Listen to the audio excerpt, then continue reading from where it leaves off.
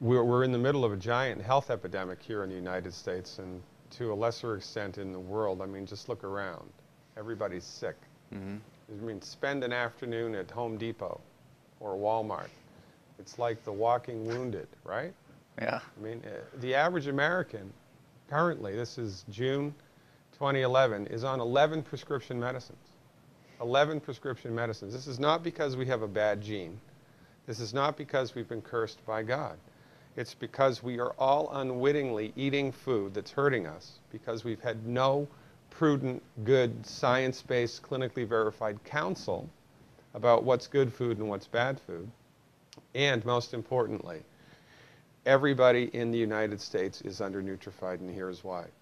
My colleague, Dr. Wallach, from 70 to 82, was in charge of $25 million of federally funded research. His research unequivocally proved, this is not arguable, this is an academic fact, that the human body has 91 essential nutrients. There are 91 essential nutrients that must be imported into the body every day. 91. 60 of the 91 are minerals, things like calcium and phosphorus and silica, right? The problem with minerals is they're only found in one place. They're in the soil. Or sometimes they're in the water, but if they're in the water, they're there because they've washed into the water from the soil. The problem is, there's no place in the United States, because of agricultural farming and also just because of Mother Nature's geology, that all 60 minerals exist. So this row of the cornfield, there might be 12 minerals. The next row, there might be 17. The next row, there might be 25. The corn only needs 6 to grow. The human body needs 60, 6-0. So if this is how much nutrition the human body needs to be healthy every day, this is how much that's in our food. And then the stress of life whittles away at our reserves and something breaks. And then we go to a medical doctor who gives us a prescription drug to manage the symptom.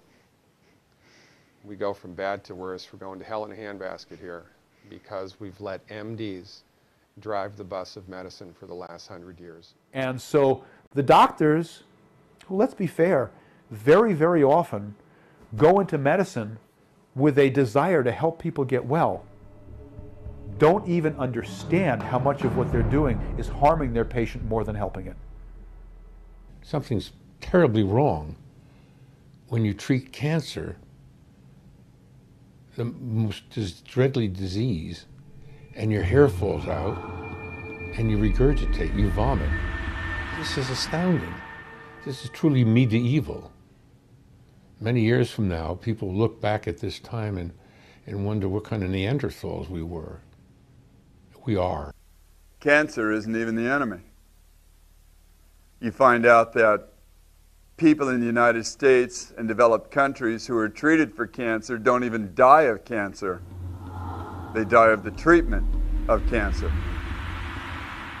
For many years, I didn't think that people knew what made them sick, what caused cancer, but I've since come to realize that they do understand about diet, the environment, toxins, even emotions in the mind. But it's just too hard for them to change, to become responsible and become proactive participants in changing their life. We get greater toxic exposure from within our house than from without our house. So think about that. We get more toxic exposure by what we're cleaning our house with, what we're putting on ourselves, what we're spraying, what we're freshening the air with, what we are exposed to through the world of the EMFs, all the wireless devices, all the electrical devices, which is creating a condition called dirty electricity, which is impacting our body. There are things that we bring into our home that are outgassing chemicals. Our computers are outgassing PBDE, a flame retardant. They built it into the computers. When it heats up, it outgasses. Who has not heard that fast food is highly toxic and 100% related to all degenerative diseases, lives either in a cave or is so numbed by all the toxins that they don't realize the danger anymore. Everybody eats food. And none of us eat a perfect diet, and eventually it catches up with us. You are what you eat. You eat junk, and your body is junk. you know, literally everything in the center portion of the supermarket is almost all unhealthy. All toxins like MSG, aspartame, food colorings, food preservatives, they are found all guilty of having devastating effects. To talk about her newest book, Knockout, interviews with doctors who are curing cancer and how to prevent getting it in the first place. Suzanne, thanks so much for joining us. Thank you, Kathleen. Nice to be here. You've written a number of self-help books and have had a positive impact on so many lives as a result. Talk to us about why you wrote Knockout. I wrote Knockout because I was diagnosed with cancer 10 years ago, correctly, and I am cancer-free. But earlier this year, I was misdiagnosed with lung cancer that metastasized throughout my entire body. In fact, my oncologist said, I have never seen so much cancer. And he said, what we can do is we can start you on full-body chemotherapy today. And I looked at him and I said, just so you know where I'm coming from, I'd rather die. I would never take chemical poisoning. It's just not in my nature to do something like that. He said, well, then I think you should think about getting your things in order. And this was reconfirmed over 6 days in the hospital by 6 different doctors, all telling me that it was inoperable, incurable, and essentially hopeless. What I did hold on to, around day 3 or 4, I said to my husband, you know, I've been keeping a file on these doctors who are curing cancer, in most cases without drugs. If I can get out of this hospital, I want you to take me to one of them. So on the 6th day, when it turned out that they were horribly wrong, I was misdiagnosed, it was wrong, I had no cancer at all after looking death in the eye for 6 days, I thought rather than get mad, I'm going to interview these doctors in this file. And that's what I've done for the better part of this year, is talk to these doctors, interview them, and I would say to each of them, it's all well and good for you to tell me this, I need to talk to your patients. They opened up their patients to me. I talked to stage 4 lung cancer, liver cancer, ovarian cancer, cervical cancer, breast cancer, prostate cancer, brain tumors. All these people living these normal, healthy lives, having not been degraded by harsh chemicals, and I realized there is another way that none of us know about, and so that's what I've written about in Knockout. Other options that you probably don't know anything about. Now you interview doctors and medical professionals using everything from alternative to integrative to conventional methods to combat cancer. Right. Among them was NewsmaxHealth.com contributor Dr. Blaylock, who you also interviewed for your book Breakthrough. Tell us why you revisited Dr. Blaylock and what insights did you feel that he would offer? Oh, Dr. Blaylock is one of the brightest minds in the country. He's a oncologist, neurosurgeon for 22 years. Stopped surgery because he said he was opening brains, seeing cancer so rare in younger and younger people that he decided he had to devote the rest of his life to research to the effects of chemicals on the human brain and body.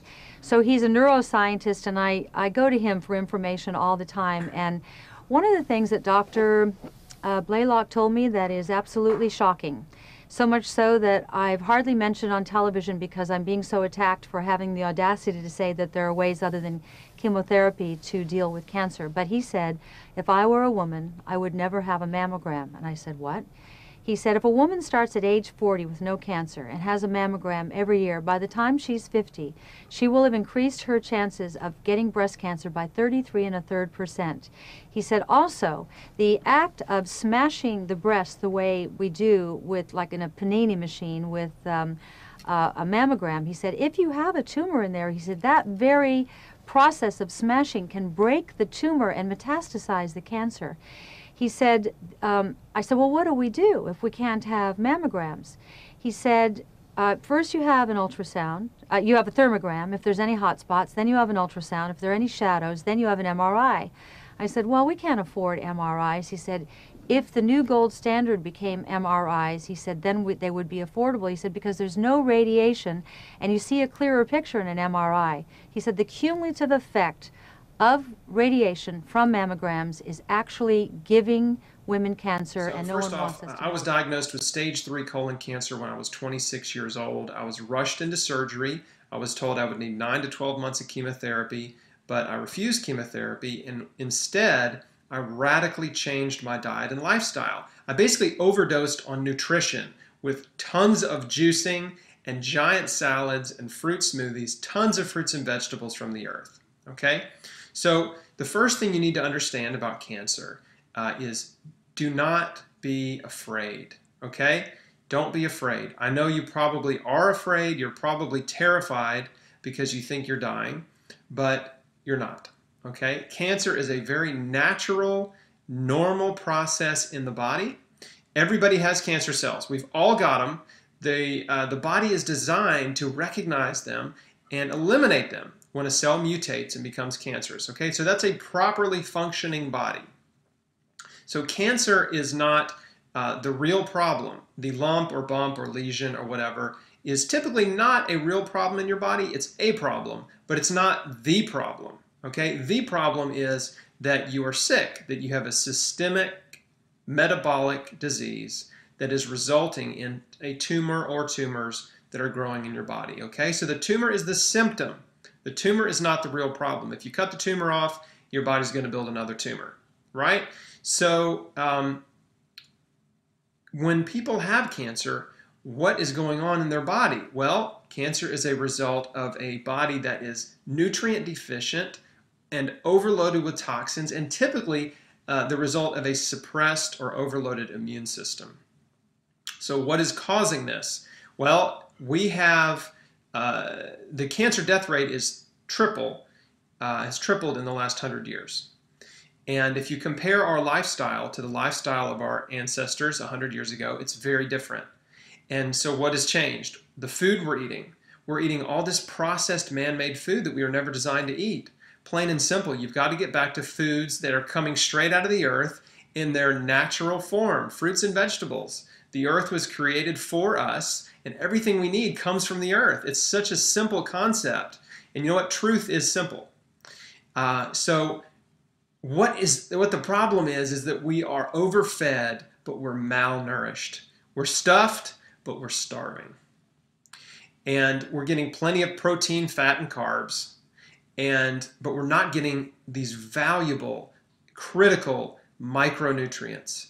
That's vitamins, minerals, enzymes, antioxidants, and the thousands of phytonutrient compounds in fruits and vegetables, in plants, that support the body's ability to heal and function at optimal levels. So not only are we missing a lot of these nutrients in our daily diets, but we're also putting in all this artificial man-made food that our body doesn't know what to do with. We're polluting our bodies with artificial chemicals, flavors, colors, texture enhancers, artificial fats, fake food.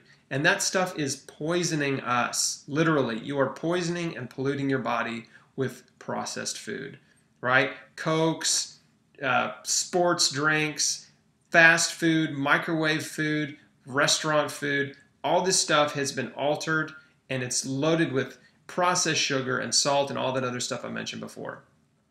So diet is number one. The second thing is your lifestyle. If you drink a lot, if you smoke a lot, and if you take drugs, especially pharmaceutical drugs, if you're taking one or more pharmaceutical drugs, those are immunosuppressant. Those are cancer promoting, okay?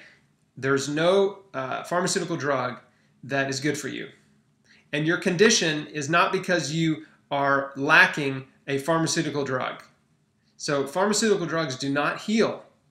They only mask and alleviate symptoms. The only way to true healing is through nutrition, to give your body all the building blocks that it needs to repair and regenerate. And the good news is that you can do that. Now, so your diet and your lifestyle are major factors. Drinking and smoking are cancer causers. Obesity is the second leading cause of cancer. If you're overweight, it is pro-cancerous. Your body is in a chronic state of inflammation, and it's overloaded and it's struggling. So that's a major cancer promoter. The third factor is lack of exercise. If you're not moving, if you compare yourself to our ancestors who moved constantly, most of them worked with their hands. They did physical labor, which is exercise. They ate fresh food that they grew, they got from a neighbor, or they swapped with a neighbor, they bartered, they ate livestock that they raised or their neighbor raised, so they ate fresh food from the earth versus today and all our processed food. So you've got to move your body. Exercise and movement is life. When you exercise, you're sending signals of life to your body to grow and to get stronger and to live. So you have to start exercising. And then the fourth factor is stress. Stress destroys your immune system. It suppresses your immune system, whether it's relationship stress, work stress, too much exercise, like extreme exercise, like marathon running and triathlon training. You can overdo it. But all stress is immunosuppressant. And if there are people in your life that you've not forgiven, if you're harboring negative emotions like unforgiveness and bitterness and jealousy, and you're judgmental and critical of others, and you're always negative, you are in a chronic state of inflammation and stress. Your stress hormones are elevated, your cortisol and your adrenaline are elevated, and that is a pro-cancerous condition. Okay, so all four of those factors, your diet, your lifestyle choices, whether or not you exercise, and stress, that is how you get cancer, right? Those four factors either promote health or they promote disease, depending on your choices. Okay, but that's the key, because you have choices. You can turn your health around by changing the way you live your life. Okay, so don't let anyone rush you into surgery, chemo, or radiation. You have time. The majority of cancers are not life-threatening, and they're not emergency situations. In fact, the majority of people diagnosed with cancer feel fine. They have a lump or a bump or a lesion or something unusual on a scan, but other than that, they feel fine. They feel healthy. Okay, so most doctors will even admit that you have some time. And if you would tell your doctor, I would really like to take some time to change my life. Can I have 30 days? Can I have 60 days? Can I have 90 days? And radically change your diet and lifestyle.